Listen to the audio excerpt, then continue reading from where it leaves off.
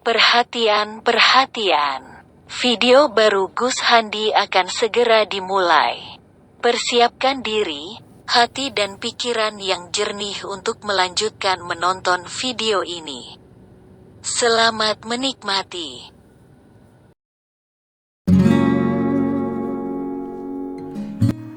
Assalamualaikum warahmatullahi wabarakatuh. Berjumpa kembali di channel Cendekia Muslim.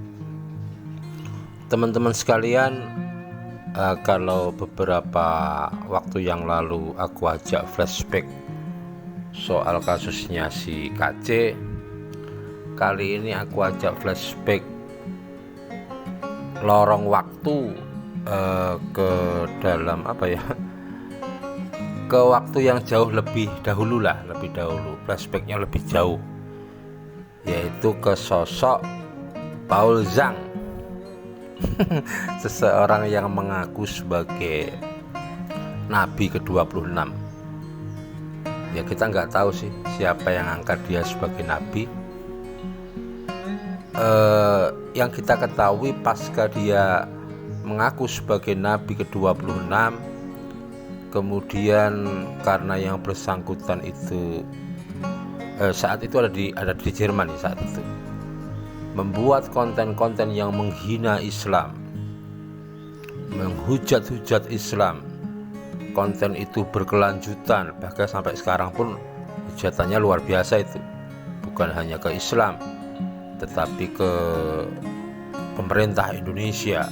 Bahkan beberapa waktu yang lalu menghujat Sultan Yogyakarta, Sultan Hamengkubuwono juga dihujatnya. Dan pernah juga ini si Zhang ini secara terang-terangan memproklamirkan dirinya mendukung Papua Merdeka. Tapi sebelum itu mari kita saksikan ya video dari Paul Zhang yang mengaku sebagai Nabi ke-26. Santai aja teman-teman. Dari Afrika, terima kasih Pak Paul Dere di Amerika, dan teman-teman yang lain yang ada di Amerika, di Kanada, yang ada di Suriname, yang ada di Rusia, dan yang ada di Korea. Ya, terima kasih sekali buat supportnya selalu, dan teman-teman yang ada di Taiwan, yang ada di India, di Kamboja, Joko Kris, haleluya. Juga teman-teman yang ada di Thailand ya. Teman-teman Filipina yang ada di Thailand, luar biasa. Kalian selalu ada di hatiku. You are always in my heart. Teman-teman yang di Filipina ternyata rajin juga ya. Juga teman-teman yang di Malaysia ya, yang rajin komen juga, luar biasa. Terima kasih sudah mensupport channel Panas Rombongan Nabi ke-26. Haleluya. Ya, kita lagi proses bikin gimmicknya ya. Klub Nabi, klub para nabi. Klub Nabi ke-26, tertawa jahat. Itu teman-teman video dari si Paul Zhang ini ya, yang dengan sangat pede mengaku sebagai Nabi ke-26. Kalau kataku sih 26 setengah edan. Kemudian si Paul Zhang ini teman-teman, kalau tidak salah itu ditetapkan sebagai tersangka itu bulan April 2021. Kalau nggak salah tanggal 20 April 2021 Paul Zhang ditetapkan sebagai tersangka dalam kasus penistaan agama. Tetapi karena yang bersangkutan itu posisinya di luar negeri, saat itu ada di Jerman, dan yang bersangkutan tidak bersedia menyerahkan diri atau memenuhi panggilan dari Mabes Polri, kemudian ditetapkanlah DPO, daftar pencarian orang. Dalam perkembangannya pihak kepolisian memang kesulitanlah untuk menangkap si Paul Zhang karena pengajuan red notice-nya belum disetujui sampai hari ini. Dan yang bersangkutan sendiri ternyata juga nggak jelas ya, apakah dia itu masih warga negara Indonesia atau sudah warga negara asing, karena yang bersangkutan ini kemudian kabur bukan kabur juga ya, pindah dari Jerman ke Belanda. Ya kabur juga sih namanya juga buron gitu. Jadi saat ini si Paul Zhang itu diduga berada di Belanda. Teman-teman sekalian, kalau dalam kesempatan kali ini sih, kalau soal proses hukumnya ya sudahlah, kita serahkan ke kepolisian lah sebagai pihak yang berwajib untuk menangani atau menegakkan hukum terhadap pelanggaran hukum yang dilakukan oleh Xi Zhong. Kali ini aku akan mencoba keluar dari basic keilmuanku, tetapi juga keluar pun menganalisa, juga memakai data, memakai referensi. Jadi yang kumaksudkan teman-teman akan aku ajak untuk menilai si Paul Zhong ini dari sisi psikologis lah. Karena kalau aku lihat orang ini setiap hari ngoceh melulu, setiap hari tampil di YouTube, bikin satu forum di StreamYard dia ya, mengundang beberapa pihak, kemudian membicarakan isu-isu perpolitikan juga, dengan tetap konsisten melakukan hujatan kepada Islam, hujatan kepada pemerintah Republik Indonesia, dukungan kepada Papua Merdeka, bahkan nggak mau ketinggalan ikut aktif memperkeruh pertempuran antara pendeta-pendeta Kristen seperti Saifuddin Ibrahim, kemudian Joshua Tewu, Muriwali, dan sebagainya. Dan intinya orang ini kalau aku lihat orang yang merasa paling benar, paling suci, semua menurut dia salah. Dan yang paling lucu, orang ini merasa penting gitu loh, merasa penting, merasa menjadi tokoh besar yang punya massa banyak. Padahal kalau kita lihat ya, orang ini nggak ada sih pengaruhnya, itu nggak ada. Paling yang kita khawatirkan itu dari seorang provokator, itu yang kita khawatirkan kan ada orang-orang dungu, orang-orang bodoh yang terprovokasi. Kalau basic politik atau basic massa Xi Zhong tidak ada. Jadi orang ini merasa menjadi tokoh besar, tokoh hebat, tokoh yang punya massa besar atau punya bergaining politik dan sebagainya. Padahal enggak lah, orang ini bukan siapa-siapa. Orang ini hanya orang yang dari mana ya, dari Jawa Tengah kalau nggak salah, dari Salatiga, yang kemudian tidak mampu berkompetisi hidup di Indonesia dan kabur. Kayaknya ada masalah ini. Ini kalau tidak salah nama aslinya itu Cindy Paul Suryo Mulyono kalau nggak salah. Pokoknya ada namanya Cindy lah, Pak Cindy ini. Jadi Pak Cindy ini gimana ya, orang yang merasa dirinya hebat, padahal nggak ada loh yang respon dia itu, yang anggap dia hebat itu nggak ada lah. Kalaupun ada ya dari pendukung-pendukung dia. Kalau masyarakat Indonesia yang cerdas, ini bukan siapa-siapa, hanya orang yang kowar saja, merasa hebat, tetapi sebenarnya tidak ada yang reken lah, istilah Jawanya itu. Tidak ada yang peduli terhadap omongan dia. Selanjutnya mari kita analisa dari sisi psikologis ya, keluar dari basic ilmu lah. Tetapi nggak apa-apa, yang penting berpendapatnya ada referensinya.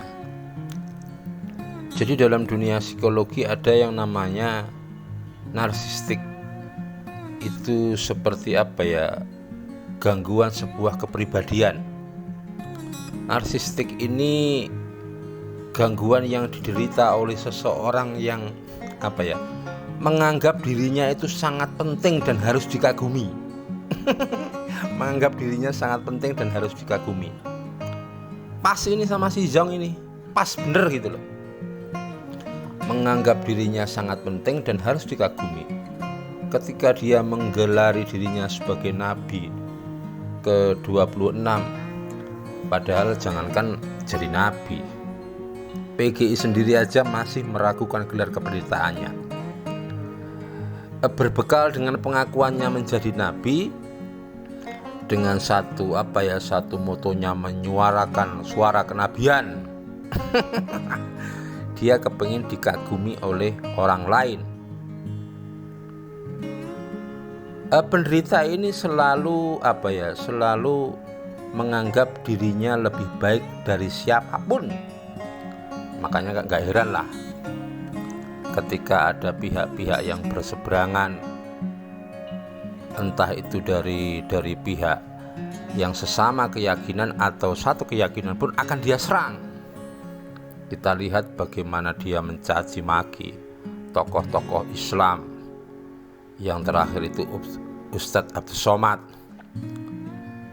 Kalau tokoh berbeda agama dia caci maki sebagai seorang nabi itu, ya meskipun gak benar kita wajar lah. Tetapi tokoh-tokoh Kristen, tokoh-tokoh besar seperti Gilbert Lumoindong pun tidak lepas dari cacian dia. Ada juga Saifuddin Ibrahim masuk dalam korban daftar cacian dia. Kemudian Joshua Tewu dan masih banyak figur yang lainnya. Tapi yang belum pernah dimaki itu kayaknya Henry Tan ini kayaknya. Tidak berani kayaknya sama Henry Tan.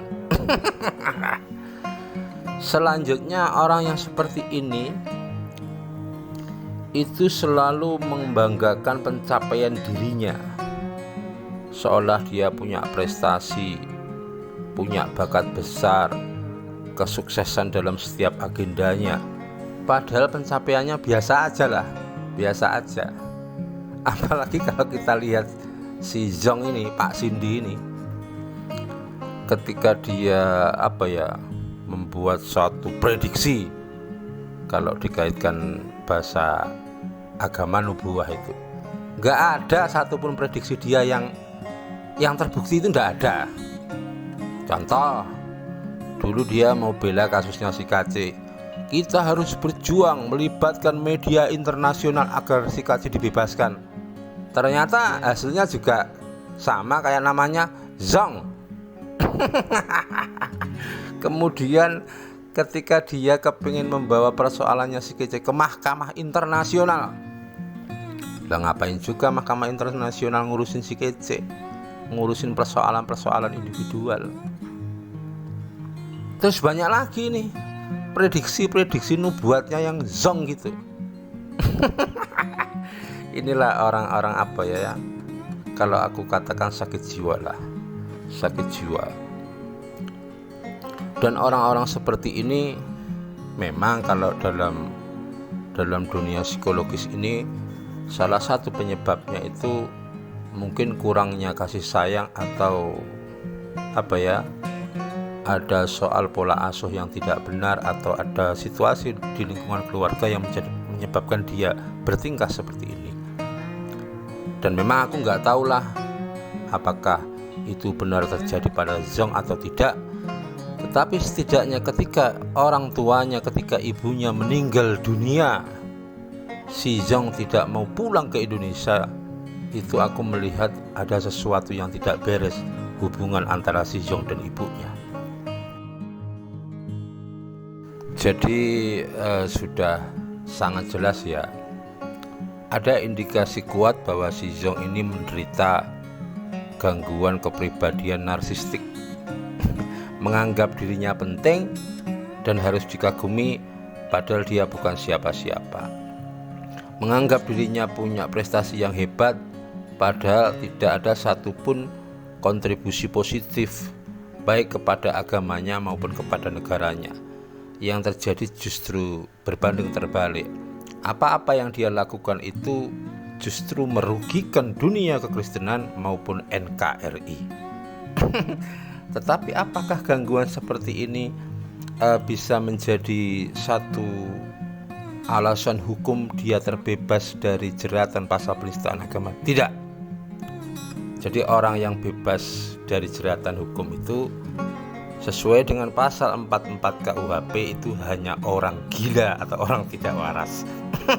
Jadi kalau masih tahap narsistik masih bisa dijerat, kecuali satu saat prestasinya memuncak dan dia sampai pada kegilaan beneran gitu ya kita maklumi untuk lepas dari jeratan hukum. Itu teman-teman. Jadi menghadapi orang seperti ini tetap harus tegas diproses secara hukum, tetapi kita tidak perlu emosional berlebihan.